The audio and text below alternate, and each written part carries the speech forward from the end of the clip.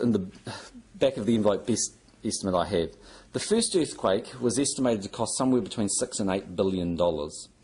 That was covered through a $1.5 billion payment under EQC, a $2.5 billion recourse to refinances or reinsurers overseas, and then the additional cost being borne either by private insurance companies or the government itself.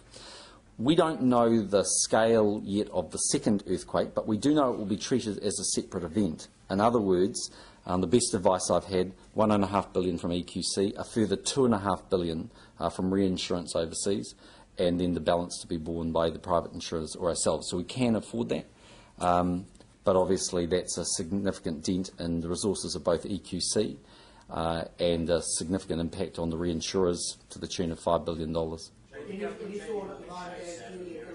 Sorry, one at a time if you can, Duncan.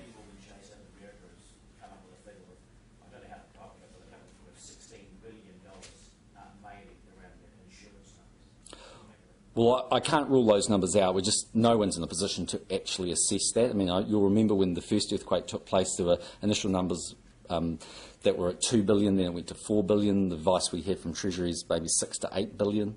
My guess is they probably just doubled what we've seen. What we do know is that we think there may be another 100,000 claims. There were 180,000 claims, I think, in the first earthquake. We know that different properties have been affected. So some properties, for instance, that had no impact at all in the last earthquake have been severely damaged.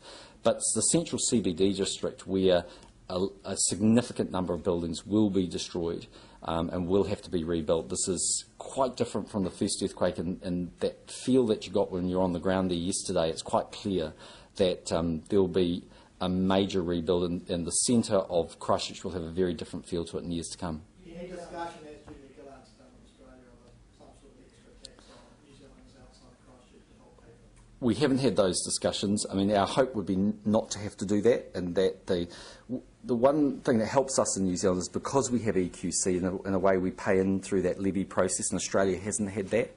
So in a sense, we've preserved for this, if you like, or preconditioned for this. But look, I mean, we'll have to take some advice on that in due course.